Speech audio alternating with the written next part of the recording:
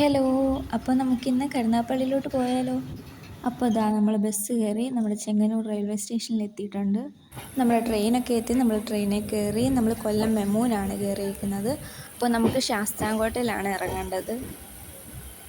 അപ്പോൾ ശാസ്താംകോട്ടയിൽ എത്താൻ വേണ്ടി വെയിറ്റ് ചെയ്യുകയാണ്.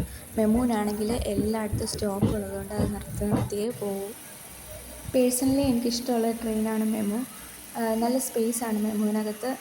അത് തന്നെയല്ല, ഓരോ സ്റ്റോപ്പ് എത്താറാകുമ്പോൾ സ്റ്റോപ്പിൻ്റെ പേര് റെക്കോർഡിലൂടെ പറയും.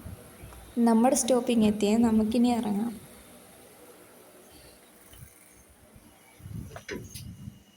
അപ്പോൾ മെമുവിന് ടാറ്റയൊക്കെ കൊടുത്തിട്ട് നമ്മൾ നേരെ നടന്ന് റെയിൽവേ സ്റ്റേഷൻ്റെ വെളിയിലിറങ്ങി ഓട്ടോ പിടിച്ച് ബസ് സ്റ്റോപ്പിലോട്ട് പോകണം. അപ്പോൾ ബസ് സ്റ്റോപ്പിലെത്തി, ബസ്സൊക്കെ കിട്ടി, നമ്മൾ ബസ്സിൽ കയറി അങ്ങോട്ട് പോവാം. ബസ്സിൽ നിന്ന് ഇറങ്ങി നമുക്ക് കുറച്ച് നടക്കാനുണ്ട്, നടന്നു പോവാണ്.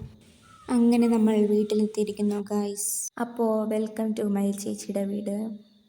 ഇവിടെ ചേച്ചിയും ചേട്ടനും അവരുടെ 2 പെൺമക്കളും വെല്ലിച്ചനുമാണേ ഉള്ളത്. ചേച്ചിയുടെ പുത്രിയെ പേടിച്ച് ഫ്രണ്ട് ഡോർ അങ്ങനെ തുറക്കാറില്ല. അപ്പോൾ ബാക്കിലൂടെയാണ് ഇറങ്ങുന്നതും കയറുന്നതും ഒക്കെ. അപ്പോൾ ഈ ഓടി വരുന്നതാണ് ചേച്ചിയുടെ മൂത്ത പുത്രി. ഇവിടെ ഫുള്ള് കൃഷിയാണ് ഗൈസ്. ദേ കുമ്പളങ്ങ കണ്ടോ, അതുപോലെ തന്നെ മുളക്, മധുരക്കിഴങ്ങ്, അതെല്ലാം നമ്മൾ വഴിയെ കാണിക്കുന്നുണ്ട്. ഡ്രാഗൺ ഫ്രൂട്ട് കണ്ടോ, ഞാൻ നട്ടതാണ്. ഒരു ദിവസം ഡ്രാഗൺ ഫ്രൂട്ട് മേടിച്ചപ്പോൾ അത് കഴിച്ചിട്ട് അതിൻ്റെ കുരു ഞാൻ ചിരട്ടയ്ക്കകത്ത് മണ്ണെടുത്ത് അതിനകത്ത് നട്ടു പിടിപ്പിച്ച് അങ്ങനെ വളർന്നു വന്ന തൈയാണ് ഇത്. പിന്നെ വലിച്ചത് മാറ്റി നട്ടതാണ്. അങ്ങനെ ഞങ്ങൾ കളി തുടങ്ങിയേ. ഞാൻ കുഞ്ഞിലെ സ്കൂളിൽ ഫ്രണ്ട്സിൻ്റെ കൂടെ കളിച്ച ഒരു കളി അവളെ പഠിപ്പിച്ചു കൊടുത്തേ. അതിലെ പല മുഖഭാവങ്ങളാണ് നിങ്ങളിപ്പോൾ കാണുന്നത്. അങ്ങനെ വൈകിട്ട് നല്ല മഴ തുടങ്ങി. നല്ല കാറ്റായിരുന്നതുകൊണ്ട് അപ്പുറത്തെ വാഴയൊക്കെ ചരിഞ്ഞ് ഇങ്ങോട്ട് നിൽപ്പുണ്ടായിരുന്നേ. അങ്ങനെ കുറച്ച് നേരം മഴയൊക്കെ ആസ്വദിച്ച്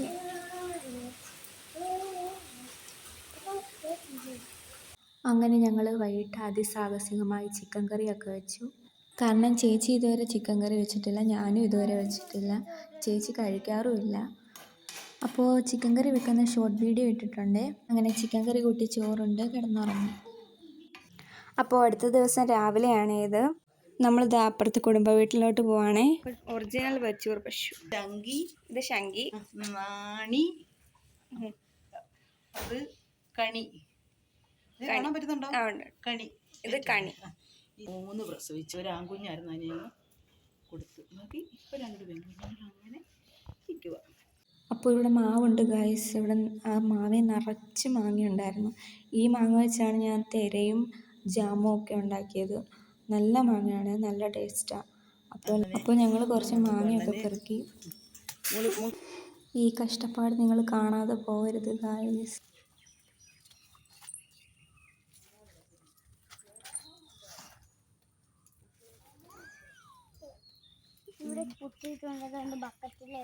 ദീപം ദീപം ദീപം ദീപം. അപ്പോൾ അത് അവൾ കൊണ്ട് ബക്കറ്റിലിട്ട്. അത് പൊട്ടിയ മാങ്ങയായിരുന്നു, അത് പശുവിന് കൊടുക്കാൻ.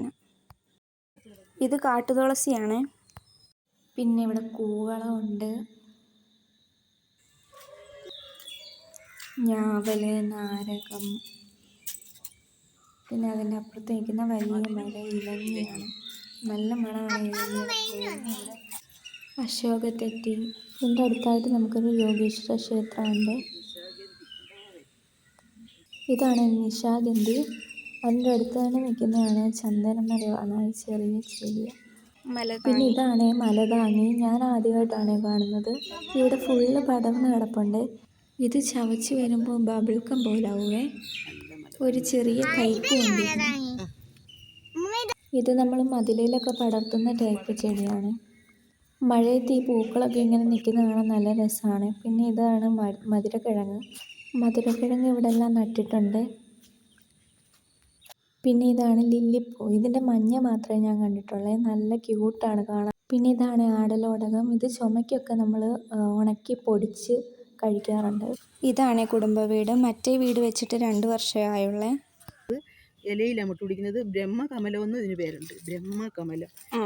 ഇത് രാത്രിയിൽ 12 മണിക്ക് പൂ വിരിയും, രാവിലെ ആകുമ്പോഴത്തേനും അങ്ങ് മൂടും. വലിയ പൂവാണ്, പക്ഷേ നമുക്ക് കാണാൻ കൊത്തില്ല. അതുകൊണ്ട് പക്ഷേ 12 മണിക്ക് ഉണർന്നിരുന്ന് കണ്ടുപിടിക്കണം. അതിൻ്റെ മൊട്ട് പിടിക്കാറായി. ഇത് പൂ വിരിയുമ്പം ഈ പൂവിനകത്തെ ഒരു തൊട്ടി കിടക്കുന്ന പോലെ കിടക്കും. തൊട്ടി, പൂവിനകത്തൊരു തൊട്ടി. ഇതാണ് ആവണക്ക്, വെളുത്ത ആവണക്ക്. ചെറുനാരകം കായില്ലെന്ന് തോന്നുന്നു.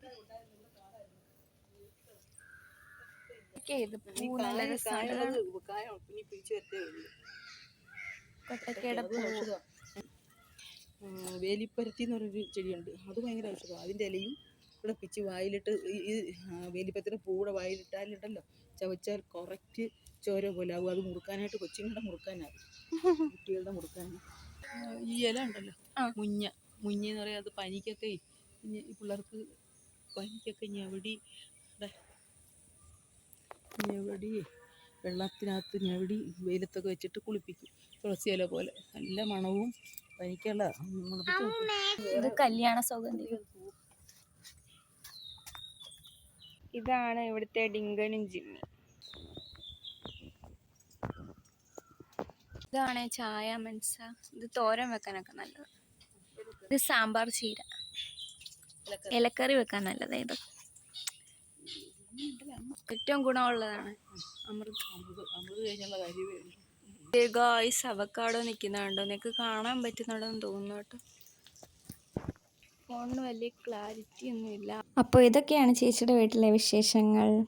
ഇനിയും കുറേ ഔഷധ സസ്യങ്ങൾ ഇവിടെ ഉണ്ട് കേട്ടോ. അതിൻ്റെയൊക്കെ വീഡിയോ വേണമെങ്കിൽ കമൻറ്റ് ചെയ്യണേ. അപ്പോൾ ബൈ.